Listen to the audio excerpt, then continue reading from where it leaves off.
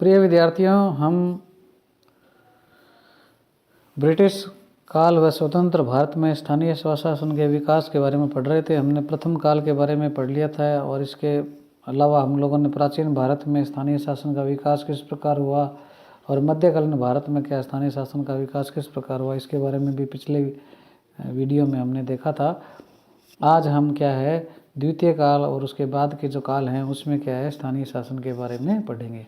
द्वितीय काल जो है वो 1882 से 1919 के बीच की अवधि का माना जाता है।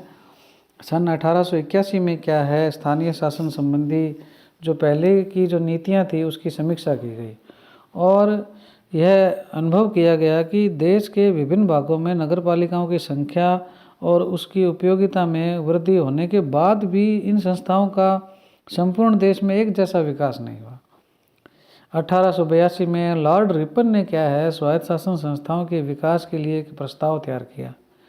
लॉर्ड रिपन के इस प्रस्ताव का उद्देश्य क्या था?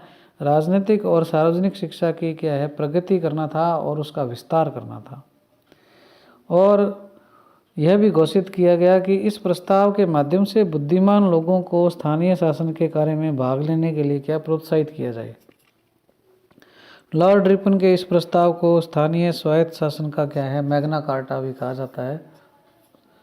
लॉर्ड रिपन का विचार था कि शिक्षा के प्रसार तथा प्रशासन में भाग लेने के लिए शिक्षित भारतीयों की इच्छा को देखते हुए यह जरूरी है कि उन्हें प्रशासन में भी भाग लेने का समुचित अवसर मिले।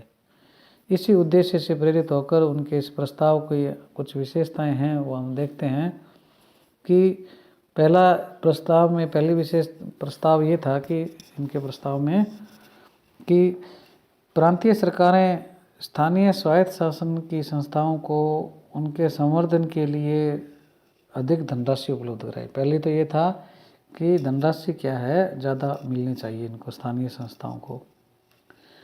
दूसरी विशेषता ये थी इनके प्रस्ताव में कि प्रांतों में स्थानीय स्वायत्त शासन का विकास किया जाए जिससे जनता को राजनीतिक शिक्षा मिल सके। स्वायत्त शासन के विकास के लिए आवश्यक कदम उठाए जाने चाहिए और वांछित जो उद्देश्य हैं उसकी प्राप्ति के लिए क्या है नए कानून बनाए जाने चाहिए।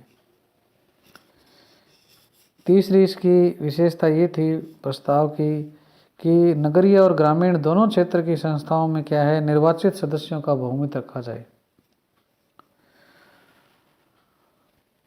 प्रांतीय सरकारें जो हैं स्थानीय संस्थाओं पर एक अधिनायक की तरह नियंत्रण ना करे, वो एक डोमिनेंट की तरह नियंत्रण ना करे, अपितु वह नियंत्रण क्या है सुधारात्मक होना चाहिए।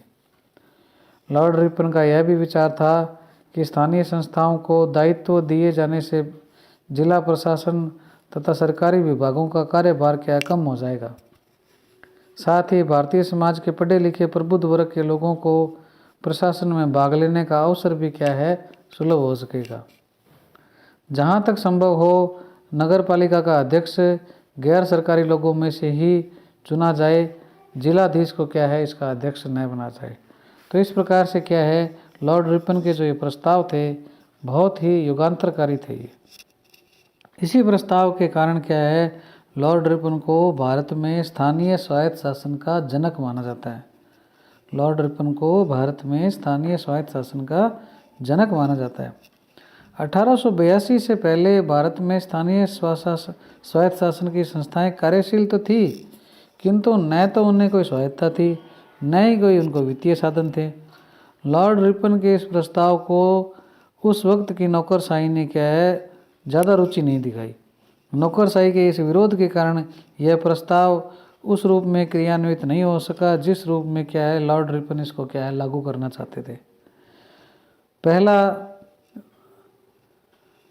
ये था कि लॉर्ड रिपन की भावनाओं के अनुरूप क्या है अधिनियम ही नहीं बनाया गया। प्रस्ताव था लेकिन एक्ट जो बना वो क्या है नौकरशाही का जो मतलब ज़्यादा रुचि नहीं लेने से क्या है वो एक्ट जो है लॉर्ड रिपन की भावनाओं से अनुरूप नहीं बन पाया। दूसरा क्या है जिलाधीश और उसके अधीनस्थ कर्मचारियों ने भी क्या है स्थानीय शासन को क्रियान्वित करते समय रिपन की भावनाओं को ज़्यादा महत्व नहीं दिया। निर्वाचन का सिद्धांत तो लागू कर दिया परंतु मताधिकार कुछ ही लोगों को दिया गया। नगर पालिका का अध्यक्ष सरकारी अधिकारियों से ही बनाया जाता था इन संस्थाओं को क्या है, पर्याप्त वित्तीय स्वतंत्रता भी नहीं दी गई। इस प्रकार लॉर्ड रिपन का जो प्रस्ताव था उसमें जो घोषित उद्देश्य थे उसकी प्राप्ति नौकरशाही के विरोधों के कारण क्या है, प्राप्त नहीं हो सकी। और जो जनसाधारण की राजनीतिक शिक्षा का जो उद्देश्य रखा था लॉर्ड रिपन ने, वो भी क्या है, फलीभूत नहीं हो पाया। इसके बाद में क्या है, स्वायत्त शासन के विकास में 1909 में क्या है, रॉयल कमीशन जो है उसका प्रतिवेदन प्रकाशित हुआ। रॉयल कमीशन की जो नियुक्ति है सन 1907 में की गई थी और भारत में सत्ता के विकेंद्रीकरण के विकास के अध्ययन के लिए की गई थी। आयोग ने निष्कर्ष दिया था कि स्थानीय स्वायत्त शासन की संस्थाएं सफल नहीं हो रही है। इस असफलता का कारण निर्वाचन का अभाव, वित्तीय स्वायत्तता की कमी तथा इन संस्थाओं के कर्मचारियों पर नियंत्रण का ढीलापन था। इस आयोग ने कुछ सुझाव दिए थे। पहला सुझाव ये दिया कि नगरीय क्षेत्रों में क्या है, नगर पालिकाओं की स्थापना की जानी चाहिए। दूसरा सुझाव था कि प्रत्येक ग्राम में एक पंचायत होनी चाहिए। तीसरा सुझाव था कि नगर पालिका के जो ज़्यादातर सदस्य हैं, अधिकांश सदस्यों का निर्वाचन होना चाहिए और जो निर्वाचित सदस्य हैं वो ही क्या अपना अध्यक्ष चुने। बजट के निर्माण की और टैक्स लगाने की इनको शक्तियाँ होनी चाहिए। इनको कर्मचारियों पर नियंत्रण रखने का पूरा अधिकार होना चाहिए। और सरकार का जो नियंत्रण है वो क्या है, परामर्शकारी और सकारात्मक होना चाहिए। और लेखा परीक्षा की भी क्या है, एक व्यवस्था होनी चाहिए। और अल्पसंख्यकों के प्रतिनिधियों का जो निर्वाचन है वो अलग नहीं होकर उनके मनोनयन की क्या है, व्यवस्था होनी चाहिए। तो 1909 का जो ये रॉयल कमीशन था उस पर भी क्या है, सरकार ने कोई निर्णय नहीं लिया। 1915 में सरकार ने एक प्रस्ताव स्वीकार किया जिसका भारत की जनता ने कोई विशेष स्वागत नहीं किया। 1917 में क्या है, 1917 में क्या है, ब्रिटिश संसद में क्या है, मॉन्टेक्यू ने घोषणा की कि ब्रिटिश सरकार की जो नीति है उसका उद्देश्य भारत में क्या है, उत्तरदायी सरकार की स्थापना करना है। और 1918 में प्रस्ताव प्रकाशित किया गया जो मूल रूप से क्या है, जो पहले के प्रस्ताव थे उसी के अनुरूप था। और इसमें भी क्या है, राजनीतिक प्रशिक्षण पर जोर देना, निर्वाचक मंडल का विस्तार करना, गैर सरकारी सदस्यों को अध्यक्ष बनाना, अनावश्यक जो नियंत्रण है स्थानीय निकायों पर उसको कम करना, जो नगरीय सीमाएं हैं उसमें क्या है, करारोपण के अधिकार देना और अपना बजट बनाने की स्वतंत्रता और जो गैर कर्मचारी हैं उनके सेवा संबंधी जो समग्र नियंत्रण है उसकी क्या है, पूरी व्यवस्था करने का प्रावधान था। तो इस प्रकार से क्या है, 1882 से 1919 का जो ये द्वितीय काल है उसमें क्या है, ये कुछ ऐसे प्रावधान किए गए। इसके पश्चात जो तृतीय काल है वो 1919 से 1935 का माना जाता है। और इस काल में क्या है, स्थानीय स्वायत्त शासन के क्षेत्र में एक महत्वपूर्ण परिवर्तन ये आया कि 1919 का जो भारत सरकार का अधिनियम है उसके अंतर्गत क्या है, स्थानीय स्वायत्त शासन का विभाग प्रांतीय सरकारों के जो निर्वाचित मंत्री हैं उनके हस्तांतरित विभागों को क्या शामिल कर लिया गया। और इस अधिनियम में क्या मुख्य प्रावधान ये किए गए कि स्थानीय संस्थाओं का जो गठन है प्राय पूर्ण रूप से क्या निर्वाचन के आधार पर किया जाए। और इसके लिए क्या निर्वाचक मंडल जो है उसका भी क्या है, विस्तार किया जाना चाहिए। और ये जो संस्थाएं हैं इनके अध्यक्ष का पद क्या है, गैर सरकारी सदस्य को प्रतिष्ठित करे ऐसी व्यवस्था करनी चाहिए। और ज़्यादा इनको क्या प्रशासनिक शक्तियां देने चाहिए। और ग्रामीण और नगरीय जो हैं दोनों प्रकार की संस्थाओं में क्या बजट निर्माण के क्षेत्र में और ज़्यादा शक्तियां देनी चाहिए। तो ये इसमें क्या है, विशेष 1919 के अधिनियम में बताया गया। उसके बाद में क्या है, चौथा काल जो है वो 1935 से 1950 का माना जाता है।